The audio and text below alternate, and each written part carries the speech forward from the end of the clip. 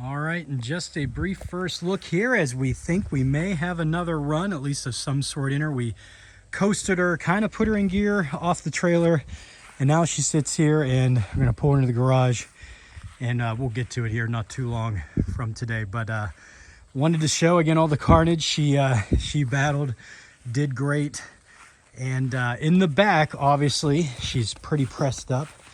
But here, this is turned in actually nice because that'll be hard. And over here, same thing. I'll just kind of eat around the fenders with the sledge and saw, try to get that all taken care of. Again, over here, you can see how the door's buckling. It was a hard hitting feature. Ran it at Venango. Took a couple wheel shots, especially whenever I was struggling to get into gear. I mentioned in my build video.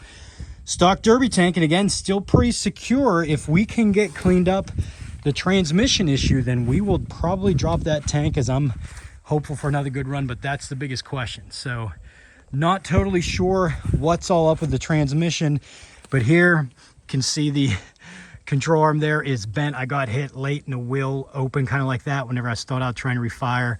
Bent the tie rod, you can see there, as well as this here. Now, I believe I took the tie rod off of one of my cruisers I ran the last 2 years. I know I have a control arm, so we can fix those. Not sure why it wasn't grabbing total, but I do know this. We checked the tranny fluid on the stick, and there was nothing in it. So we put a little bit in it. It was leaking out, but it had a good amount when we started. And then over here, same thing.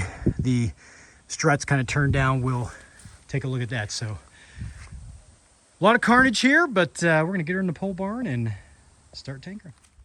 So just wanted to show, got her jacked up, and you can see, yes, we indeed did bend in on that strut. Took a good wheel shot. I'm not sure what happened. I think it was when the one Colin Brock brother was hung up, and I thought he was still hung up, and he came off, and he got a good nose shot of my wheel. But everything looks good, referring to the control arm there, the tie rod. Obviously, again, it's kind of turned back and in a little, but I feel like, and it might just be the angle. I think it's just the angle of the strut, but like that's maybe a little bit back here. Like the frame's almost twisted, or the frame rail maybe twisted back a little on this side. But yeah, I'm not sure, but wanted to show over here. So that wheel's straight, just turned in. And that's the state of this wheel. You can see how far out it is. And again, control arm badly tweaked. Took a really hard wheel shot whenever I was struggling grabbing gears, and then the tie rod there's bent bad. So again, not a big deal strut, and everything looks good. So we're gonna add some tranny fluid to it and see if we can get gears grabbing at least decently. And if so, then I think we're gonna see if we can get the wheels straightened out with a new strut on that side, and replace the tie rod and control arm, which I have from my other cruiser on this side, and just go from there. Take this again, kind of top of the core support off. This fender here, just 2 10mm bolts holding that on. So pull that off. So hoping for some good fortune here, adding the tranny fluid to it. We'll see. So I wanted to show what we're looking at here. And again, we're not sure if we have a cruiser transmission, unfortunately, that's going to work in the car. She's got some life left, even though she's roughed up, but the wheels took a beating, and you can see here how it's kind of turned back and then pressed in on that strut. So I do have the strut, no biggie there. But what I'm a little bit kind of curious about is you can see how usually this is pretty near, if not a straight shot, referring to the CV shaft into the axle here, the wheel. And I'm like, is it because the strut's definitely torqued and back? So not too big of a deal to pop it off here and then pop off the bolts up top, and I'll drop that strut out and then see if we realign properly that CV shaft with the new strut, if we're fortunate enough that the gears grab better, because they still, adding transmission seem to help a little maybe, but still not grabbing and staying in gears. I'm not sure what it is. So tie rod and this control arm, everything's good. So hoping we get lucky here. So just as the day's winding down here, looking at the carnage, again, we got a pretty badly bent up, not only tie rod, but look at that control arm. Look at how she is buckled down and kind of backing in. Now again, I have the control arm, but tie rod I believe I have as well. But I'm not concerned about that. But I'm looking at the tranny again, the CV shaft, and it's running all the way in just like it should. So again, I mean, obviously this isn't straight, and that's going to make it not run right. Good that that strut's good, but if the tranny don't grab, it don't matter. So kind of last hope here, putting more fluid in it and seeing if it'll help, as we got this side all straightened out and on. A bent up rim, but a good looking wheel now. So here we are. We have gotten her into the garage, and good news, we think, we haven't, we have figured out what our issue is with the tranny. And the tranny is as simple as why I'm losing rather fluid. The torque converter is maybe why it's going into gears, but it's odd. If you get on the throttle and get the RPMs about 2,500, 3,000, and it grabs the gear and goes. Both reverse drives. So we're piecing together this right control arm, and the tranny fluid is leaking because right here, you can almost see it. I don't know if you can see it in the video, but I must have gotten pressed in. This metal was pressed down a little. I pulled it back, and there's a slit right there that whenever my son was shifting gears and we were checking fluid, nothing was leaking. But then whenever I moved it and I figured out if I got the RPMs up enough, again, it was suggested maybe the torque converter's bad in it, which again, I don't know anything about trannies and their internal guts. I just knew something was off. But it was spraying whenever it was in gear and driving. It was spraying out the front. So I had my wife record, and sure enough, right there, it is shooting out. So we'll simply shorten that loop line. No big issue there. And then we'll top off fluids. And then we're going to get this guy together. I wanted to show, if you've never taken apart a cruiser at the wheel, they are cumbersome, referring to you've got this support piece here. You got to unbolt.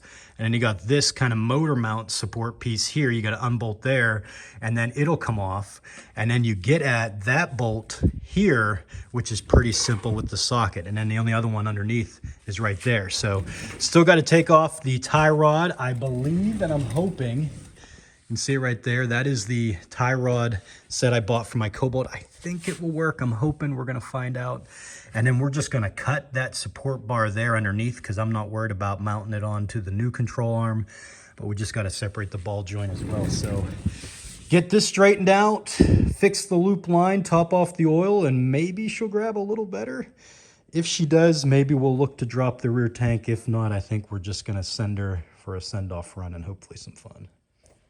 So here we are documenting a mistake. And by mistake, I mean whenever you've got a control arm all bent up, you better make sure you can get that back bolt, which is just a nightmare at times. Sometimes it'll thread right out easy, especially if you got a gun and or torque wrench, which of course we have. Sometimes even spraying it with some metal brake stuff, it just will not break loose. And not a huge deal. And you can see I got the tie rod on now, and it's as short as it can go. So the wheel's gonna be turned in a little bit, but not a big deal. I've had cruisers. My best cruiser ever was the wheels were bent in permanently. You're going short bursts, who cares? The problem is I can't get this bolt back threaded all the way through because the control arm's bent there right at the mount. I tried putting tension and weight on the outside of the wheel, the inside of the wheel, underneath, just couldn't do it. So good news is I think we're still okay. I kept, and again, that's why I keep a number of bolts, kept this bolt, and it's just a nut in the end. So if you look, the bolt was in essence stopping roughly the extra length of that shorter bolt, and it's the perfect size. It goes in, and then this kind of arm support is going to keep it occupies the whole space. So even though I can't tighten that down, it should stay engaged with that piece on, locked in there. I'm just going to put all that stuff back on. So should be good. Preferably, I'll see if some of the guys I know can bring me some 9-iron to wrap around the control arm on the inside there, just so help keep it stable so it doesn't pop out and the CV shaft, of course, come out. So putting her back together, but that's it up front. A little bit of made some extra work for my time and a potential headache, but yeah. The one you're not sure you can get out, Brian, that's the one you always hit first, you idiot. So up front again, got my gasket. I'll actually show here. We'll kind of wrap this video up. So there we are, couldn't find it, but that just a roll I got for a gasket. So again, we're gonna take these two 10 milliliters out and I'm gonna make a gasket. I'll trace it out the same size of that with the hole and the bolt holes so that we have a better seal there. Might even put some glue around it as well once we're all together. And then again, just gonna shorten this line. We'll cut off the bottom actually of both of those kind of excess pieces, the bottom of the core support that we don't need anymore. And then that's pretty much it up front. Just fill up the tranny, a little bit of Lucas oil and some Devron 6, I believe is the GM tranny fluid. Top off our loop line, a little bit of fabric softener and water. Everything else looks good. Maybe a little spray foam around the lines and that. And then in the back, just to show real quick, again, we're not sure how long she's got, but I'm just gonna quickly kind of cut that excess piece out of the sheet metal as well as the plastic and beat up and in around each of the wheels a little. And then that'll be it. So final prep here. See what we got. All right, so here we are, a final look at our 2006 PT Cruiser. She's as good as we can make her for what we're thinking is gonna be a send-off run. And you can see how she's battered and bruised, a little turned, the front bumper there, as well as the frame rails.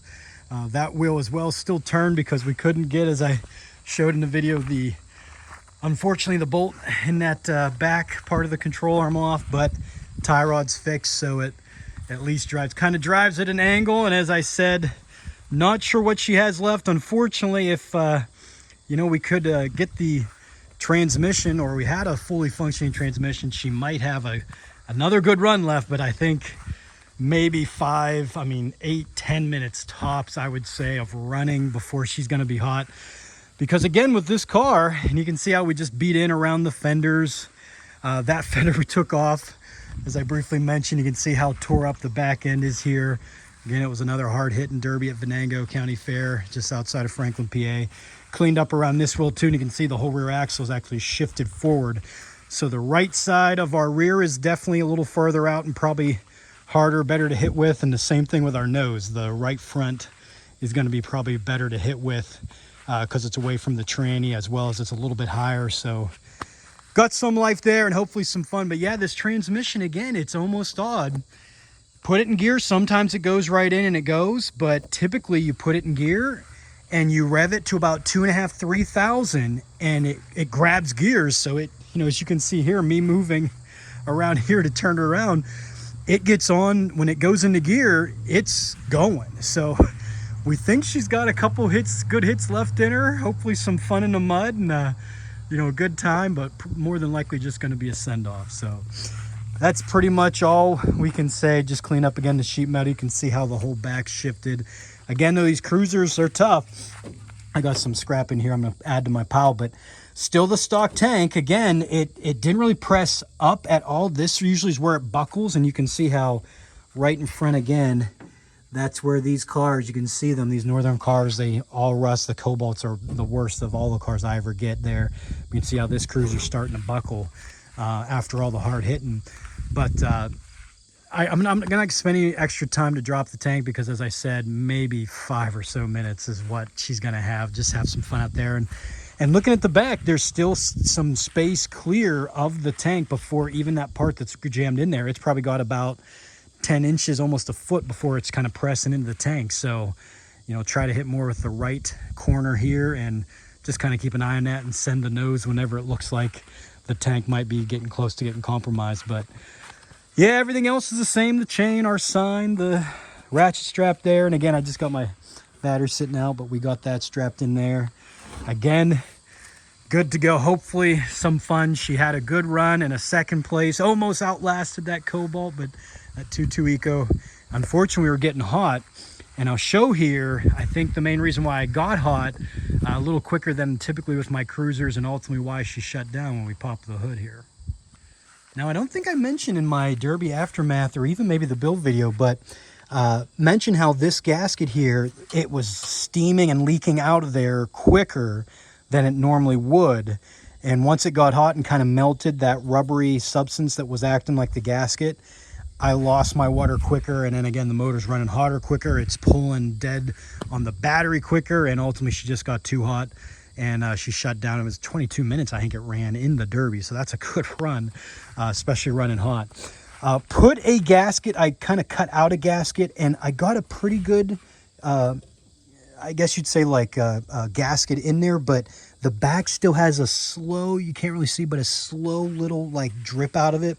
Put some super glue on. I'm going to play around a little bit more with that. That's something else I'm going to do, and I also have to top off the tranny fluid, which maybe that'll help the transmission grab a little more. I don't know, but that's really all we have left. And then we'll top off our fluids, make sure the oil's topped off and everything.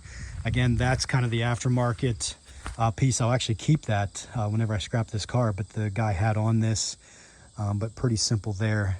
Again, had to shorten that loop line, and I'll spray foam. That's the other thing I do. I'll spray foam around there and also around there for my lines, a little bit over here too.